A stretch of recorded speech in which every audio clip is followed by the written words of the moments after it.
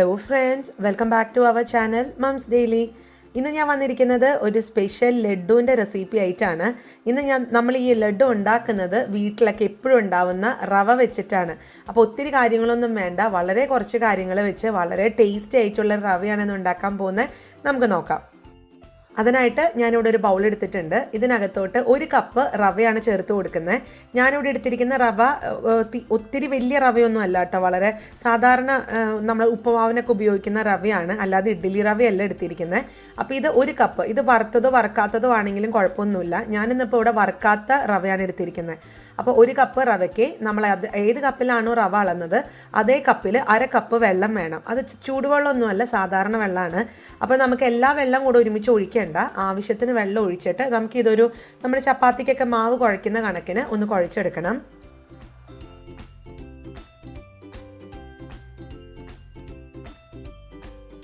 അപ്പോൾ നമ്മുടെ ഈ ഒരു റവ കൊണ്ട് ഉണ്ടാക്കിയിട്ടുള്ള മാവ് ഇവിടെ റെഡിയാണ് കേട്ടോ. ഇപ്പോൾ തന്നെ അത്യാവശ്യം സോഫ്റ്റൊക്കെയാണ് എങ്കിൽ പോലും നമുക്ക് ഇതൊരു 5 മിനിറ്റ് നേരം ഒന്ന് ഈ റവയൊക്കെ ഒന്ന് വെള്ളം കുടിച്ച് സോഫ്റ്റ് ആവാൻ വേണ്ടിയിട്ട് കുറച്ച് നേരം ഒന്ന് മാറ്റി വെക്കണം. ഒത്തിരി നേരമൊന്നും വേണ്ട, 5 മിനിറ്റ് മുതൽ ഒരു 8 മിനിറ്റ് വരെ ആ ഒരു സമയം മതിയാവും. അപ്പോൾ ഞാൻ എന്താണെങ്കിലും ഇവിടെ ഒരു 8 മിനിറ്റ് സമയം എടുത്തിട്ടുണ്ടായിരുന്നു. അപ്പോൾ 8 മിനിറ്റ് കഴിഞ്ഞിട്ട് നമുക്കൊന്ന് നോക്കാം. അപ്പോൾ ഇവിടെ 8 മിനിറ്റ് കഴിഞ്ഞു. നമ്മുടെ റവയൊക്കെ നന്നായിട്ടൊന്നും കൂടെ ഒന്ന് അത് സോഫ്റ്റായിട്ട് വന്നിട്ടുണ്ട്. ആ ഒരു വെള്ളമൊക്കെ ഒന്ന് നന്നായി കുടിച്ച് ഇനി നമുക്ക് ചെയ്യാനുള്ളത്, ഇത് നിങ്ങൾക്ക് പറ്റുന്നുണ്ടെങ്കിൽ 1 മിനിറ്റ് സമയം എടുത്തിട്ട് ഒന്നും കൂടെ ഒന്ന് കുഴച്ചെടുത്താൽ മാവ് ഇച്ചിരിയും കൂടെ സോഫ്റ്റ് ആവും. കൂടെ തന്നെ ഞാൻ ഇതിനകത്തോട്ട് 1/2 ടേബിൾ സ്പൂൺ നെയ്യ് ഒഴിച്ചു കൊടുക്കുന്നുണ്ട്. നെയ്യ്ക്ക് പകരം നിങ്ങൾക്ക് ഓയിൽ, സൺഫ്ലവർ ഓയിൽ ആണെങ്കിൽ ഒഴിച്ചു കൊടുക്കാം. ഒരിക്കലും വെളിച്ചെണ്ണ ഒഴിച്ചേക്കരുത് കേട്ടോ. വെളിച്ചെണ്ണ ഒഴിക്കുമ്പോഴത്തേക്ക് അതിന് വേറൊരു ഫ്ലേവർ ആയിപ്പോവും. അപ്പോൾ ഇനി ഒന്നും കൂടെ നമുക്കിതൊന്ന് കുഴച്ചെടുക്കാം. അപ്പം മാവ് ഇവിടെ നോക്കിക്കാൻ നല്ല സോഫ്റ്റ് ആയിട്ടാണ് ഇരിക്കുന്നത്. ഇനി നമുക്കിതൊന്ന് പരത്തെടുക്കാൻ വേണ്ടിയിട്ട് ചപ്പാത്തി പലകയൊന്നും വേണ്ട, നമ്മുടെ വീട്ടിലുള്ള ഇതുപോലത്തെ ഒരു പോളിത്തീൻ കവറോ അല്ലെങ്കിൽ ഒരു പ്ലാസ്റ്റിക് കവറോ എടുക്കുക. അതിനകത്തോട്ട് അല്പം എണ്ണ അല്ലെങ്കിൽ അല്പം സൺഫ്ലവർ ഓയിൽ ഒന്ന് തടവി കൊടുക്കുക. നമ്മളിത് പരത്തിയെടുക്കുകയല്ല ചെയ്യണം, നമ്മുടെ കൈ വെച്ചിട്ട് ഒന്ന് അമർത്തി അതൊരു ഒരു നോർമൽ ഷേപ്പിൽ, വലിയ ഷേപ്പൊന്നും വേണമെന്നൊന്നുമില്ല, ഞാനത് കാണിക്കാം. അപ്പോൾ അതിന് മുൻപ് ഈ മാവ് നമുക്ക് 2 or 3 ആയിട്ടൊന്ന് പിരിച്ചെടുക്കണം. കാരണം അല്ലെങ്കിൽ ഒരെണ്ണം തന്നെ ആയിട്ട് എടുത്തു കഴിഞ്ഞാൽ ഒത്തിരി വലുതായിപ്പോവും. അപ്പോൾ അതുകൊണ്ട് ഞാൻ 3 ഭാഗമായിട്ട് അതൊന്ന് ഡിവൈഡ് ചെയ്തിട്ടുണ്ടായിരുന്നു. അപ്പോൾ അതിൽ നിന്നൊരു ചെറിയ ഭാഗം എടുത്തു. എന്നിട്ട് നമ്മുടെ കൈ വെച്ചിട്ട് ഇതൊന്ന് അമർത്തി എത്രത്തോളം നിങ്ങൾക്ക് ഇതൊന്ന് കനം കുറയ്ക്കാൻ പറ്റുന്നോ അത്രയും നന്നാണ്. അപ്പം ഞാനിതൊന്ന് പരത്തി കാണിക്കാം. അപ്പോൾ ഈ ഒരു രീതിയിൽ പരത്തി വന്നിട്ടുണ്ട്. നമ്മളിതൊരു പ്ലാസ്റ്റിക് കവറിൻ്റെ മേലെ വെച്ചതുകൊണ്ട് തന്നെ ഈസി ആയിട്ട് നമുക്കിത് ഈ ഒരു കവറിൽ നിന്ന് ഊരിയെടുക്കാൻ പറ്റും. അന്നേരം നമുക്കിതൊന്ന് ചപ്പാത്തി ചുട്ടെടുക്കുന്നത് പോലെ ചുട്ടെടുക്കുകയും ചെയ്യാം. കണ്ടോ, ഈ ഒരു രീതിക്കാണ് വരിക, ഒട്ടിപ്പിടിക്കുകയൊന്നുമില്ല. അതിനാണ് നമ്മൾ ആ ഒരു പ്ലാസ്റ്റിക് കവറിൽ ചെയ്തത്. അതേസമയം നമ്മളിതൊരു ചപ്പാത്തി പലകയിലൊക്കെ വെച്ച് പരത്തി എടുക്കുകയാണെങ്കിൽ ചിലപ്പോൾ അതിങ്ങനെ ഒട്ടിപ്പിടിച്ചു എന്നിരിക്കും. അപ്പോൾ ഇതുപോലെ ചെയ്യുന്നതാണ് ഏറ്റവും നല്ലത്. അപ്പം ഞാൻ ബാക്കിയുള്ള ആ ഒരു 2 ഭാഗം കൂടെ ഇതുപോലെ ഒന്ന് പരത്തിയെടുക്കുന്നുണ്ട്. അങ്ങനെ പരത്തിയെടുത്തിട്ടുള്ള 3 റവ കൊണ്ടുള്ള ഒരു ചപ്പാത്തി പോലത്തെ ഒരു സംഭവം നമുക്കിതൊന്ന് ചുട്ടെടുക്കണം. അതിനായിട്ടൊരു പാൻ അടുപ്പത്ത് വെച്ചിട്ടുണ്ട്. പാൻ ഒന്ന് ചൂടായി വരുമ്പോഴത്തേക്കും ഞാൻ എണ്ണയൊന്നും ഒഴിക്കുന്നൊന്നുമില്ല, അല്ലെങ്കിൽ നെയ്യ് ഒഴിക്കുന്നില്ല. ഞാനിപ്പം അതങ്ങനെ തന്നെ ഒന്ന് ഇട്ട് കൊടുത്ത്, കാരണം പാത്രം നല്ല ചൂടായിട്ടാണ് ഇരിക്കുന്നത്. ഇനി നമുക്കിതൊന്ന് തിരിച്ച് മറിച്ചൊക്കെ ഇട്ട് ഇതിൻ്റെ ഒരു ഗോൾഡൻ കളർ വരുന്നത് വരെ നമുക്കൊന്ന് വെയിറ്റ് ചെയ്യാം. മാത്രമല്ല, ഞാൻ ഇതിൻ്റെ ഒരു സൈഡിൽ നമ്മൾ നെയ്യ് അത് പുരണ്ടിട്ടുണ്ടല്ലോ. അപ്പോൾ ഈ ഒരു സൈഡിൽ നെയ്യ് ഇല്ലാത്തത് കൊണ്ട്, അല്ലെങ്കിൽ എണ്ണയില്ലാത്തത് കൊണ്ട് അവിടെ ഞാൻ അല്പം ഒരു 1/4 ടീസ്പൂൺ വരുന്ന നെയ്യൊന്ന് ഒഴിച്ച് കൊടുത്ത് ഒന്ന് സ്പ്രെഡ് ചെയ്ത് കൊടുത്തിട്ടുണ്ട്. ഇനി നമുക്കിതൊന്ന് അങ്ങോട്ടും ഇങ്ങോട്ടൊക്കെ തിരിച്ചിട്ടിട്ട് ഒരു ഗോൾഡൻ കളർ ആവുന്നത് വരെ ഒന്ന് വെയിറ്റ് ചെയ്യാം. കണ്ടോ, ഇപ്പോൾ ഒരു ഗോൾഡൻ കളർ നിങ്ങൾക്ക് കാണുന്നുണ്ടോ എന്ന് എനിക്കറിയില്ല, ചെറിയൊരു ഗോൾഡൻ കളറൊക്കെ വന്നിട്ടുണ്ട്.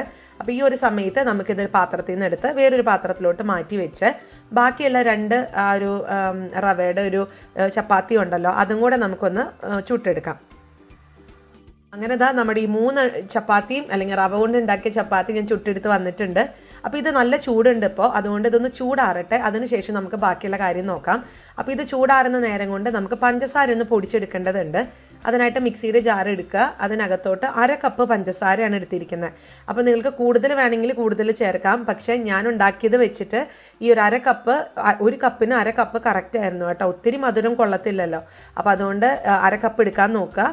പിന്നെ ഞാൻ ഇതിനകത്തോട്ട് 2 ഏലക്കയുടെ കുരു, തൊലി എടുക്കുന്നില്ല, തൊലി ഞാൻ കളഞ്ഞിട്ടുണ്ട്.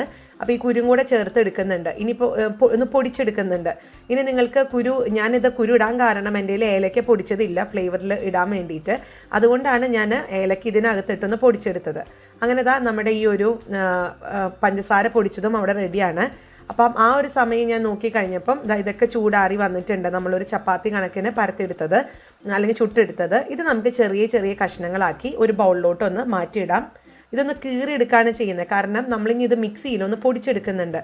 അപ്പോൾ അതുകൊണ്ടാണ് ഇതുപോലെ നമ്മൾ ചെറിയ കഷ്ണങ്ങളാക്കി എടുക്കുന്നത്. അങ്ങനെ ഞാൻ ചെറിയ കഷ്ണങ്ങളൊക്കെ ആക്കി മുറിച്ചെടുത്തിട്ടുണ്ട്. ഇനി നമുക്കിത് മിക്സിയുടെ ജാറിനകത്തോട്ടൊന്ന് മാറ്റി ഒന്ന് പൊടിച്ചെടുക്കണം. അപ്പോൾ അതിന് മുൻപ് ഞാൻ മിക്സിയുടെ ജാറിനകത്തോട്ടാണ് ആ ഒരു പഞ്ചസാര എല്ലാം പൊടിച്ച് വെച്ചിട്ടുണ്ടായിരുന്നത്. അത് ഞാനൊരു ബൗളിനകത്തോട്ടൊന്ന് മാറ്റി വെക്കുന്നുണ്ട്. ഇനി ഈ ബൗളിലാണ് ഞാനിതെല്ലാം ലഡുവൊക്കെ ബേസൊക്കെ ഇട്ട് കുഴച്ചെടുക്കാൻ പോകുന്നത്. അപ്പോൾ ഇതവിടെ ഇരിക്കട്ടെ. ഇനി ഈ ഒരു പാത്രത്തിൽ, ഈ ഒരു മിക്സിയിൽ തന്നെയാണ്, അതായത് പൊടിച്ചിട്ടുള്ള മിക്സിയിൽ തന്നെ, പഞ്ചസാര പൊടിച്ച മിക്സിയിൽ തന്നെയാണ് ഞാൻ ബാക്കിയുള്ള ആ ഒരു റവയുടെ ചപ്പാത്തിയും ഞാൻ പൊടിച്ചെടുക്കുന്നത്. അപ്പോൾ ഇത് 2 ബാച്ചായിട്ടാണ് കേട്ടോ ഞാൻ ചെയ്യുന്നത്. നിങ്ങളതെല്ലാം കൂടി ഒരുമിച്ച് ഇടാൻ നിൽക്കണ്ട, ചിലപ്പോൾ അത് പ്രോപ്പറായിട്ട് പൊടിഞ്ഞ് വരത്തില്ല. അപ്പോൾ അതുകൊണ്ട് നമുക്ക് ബാച്ചായിട്ട് ഇട്ട് കൊടുക്കാം. അപ്പോൾ ഞാൻ ആദ്യത്തെ ബാച്ച് ഇതുപോലെ ഇതേ രീതിയിൽ ഒന്ന് പൊടിച്ചെടുത്ത് വന്നിട്ടുണ്ട്. കണ്ടോ, ഇങ്ങനെയാണ് ഇരിക്കുക. ചെറിയ ചെറിയ തരികളോട് കൂടെ നമുക്ക് കിട്ടും. അപ്പോൾ ഇനി ഇത് നമ്മൾ നേരെ തന്നെ ആ ഒരു പഞ്ചസാര പൊടിച്ചിട്ടുള്ള പാത്രത്തിലോട്ട് ഇട്ട് കൊടുക്കാം. ഇനി ബാക്കിയുള്ള രണ്ടാമത്തെ കുറച്ച് മാറ്റി വെച്ചിട്ടുണ്ടായിരുന്നതും കൂടെ ഞാനൊന്ന് പൊടിച്ചെടുക്കുന്നുണ്ട്.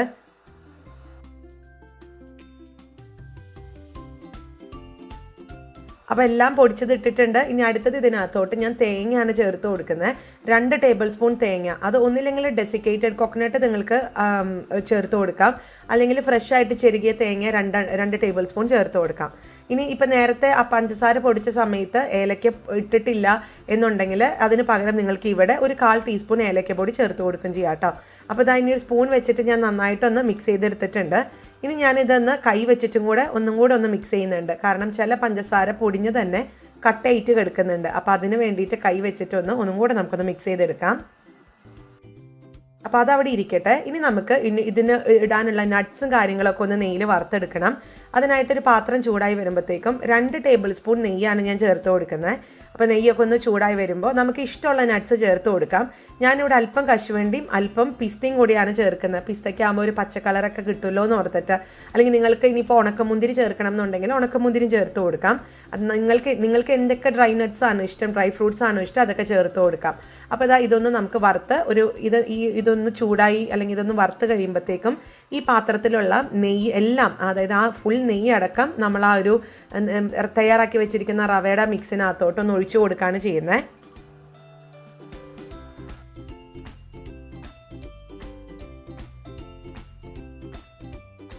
അങ്ങനെ കശുവണ്ടിയൊക്കെ ഞാൻ ആ നെയ്യും ഉൾപ്പെടെ എല്ലാം ഈ ഒരു റവയുടെ മിക്സിനകത്തോട്ട് ഇട്ടിട്ടുണ്ട്, ഒഴിച്ചു കൊടുത്തിട്ടുണ്ട്. ഇനി നമുക്കിതൊരു സ്പൂൺ വെച്ചിട്ട് നന്നായിട്ടൊന്ന് മിക്സ് ചെയ്ത് കൊടുക്കാം. അതിനുശേഷം നമുക്ക് ലഡു പിടിക്കാനായിട്ട്, അതായത് ഉണ്ട പിടിക്കാൻ എന്ന് പറയില്ലേ, അപ്പോൾ ഇനി നമുക്ക് ഇഷ്ടമുള്ള ഷേപ്പിനകത്തോട്ട്, ഇതൊരു ലഡു ആയതുകൊണ്ട് ഞാനിങ്ങനെ ഉരുള ഷേപ്പിലാണ് എടുക്കുന്നത്. അപ്പോൾ അതൊന്ന് ചെയ്ത് നോക്കാം. അപ്പോൾ മിക്സൊക്കെ ചെയ്തിട്ടുണ്ട്. ഇനി ഞാൻ ഇതിൽ നിന്ന് കുറേശ്ശെ എടുക്കുന്നു. ഇനി എന്നിട്ട് ഒരു ചെറിയ രീതിയിൽ ഉണ്ട പിടിക്കാമെന്ന് ചെയ്യുന്നത് കേട്ടോ. അങ്ങനെ നമ്മുടെ സൂപ്പർ ലഡു ഇവിടെ റെഡിയാണ്. നല്ല സോഫ്റ്റാണ്. നമ്മളിത് ഉണ്ടാക്കി വെച്ച് ഉടനെ തന്നെ കഴിക്കരുത്. ഒരു 10 മിനിറ്റ് സമയം കഴിഞ്ഞിട്ട് കഴിക്കുക. അപ്പോഴാണ് അതിൻ്റെ റിയൽ ടേസ്റ്റ് നമുക്ക് അറിയാൻ പറ്റത്തുള്ളൂ. ഇപ്പം നമ്മൾ കഴിക്കാം, കുഴപ്പമൊന്നുമില്ല. പക്ഷെ ഇപ്പം കഴിച്ചു കഴിഞ്ഞാൽ ഭയങ്കര സോഫ്റ്റായിട്ട് പോകും. നമ്മൾ വായിലൊക്കെ വെക്കുമ്പോഴത്തേക്കും അതങ്ങ് അലിഞ്ഞു പോകും. നമുക്കിതിൻ്റെ രുചിയൊക്കെ ഇച്ചിരി കിട്ടണമെന്നുണ്ടെങ്കിൽ ഒരു 5-10 മിനിറ്റ് വെയിറ്റ് ചെയ്തതിന് ശേഷം സെർവ് ചെയ്യാൻ നോക്കുക. അപ്പം ഇതേപോലെ എല്ലാം ഇതേപോലെ കുഞ്ഞു ഉരുളകളാക്കി എടുത്തിട്ട് വരാം.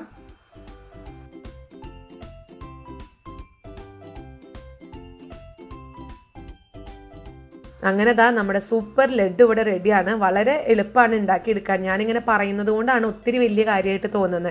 നിങ്ങളെല്ലാവരും തീർച്ചയായിട്ടും ട്രൈ ചെയ്യണം കേട്ടോ. അപ്പോൾ അതിന് മുൻപ് നമുക്കിതിൻ്റെ അകമൊക്കെ എങ്ങനെ ഇരിക്കുന്നത് എന്നുള്ളത് കാണണ്ടേ. ഇത് കണ്ടില്ലേ, നല്ല സോഫ്റ്റാണ്, സൂപ്പർ ടേസ്റ്റാണ്.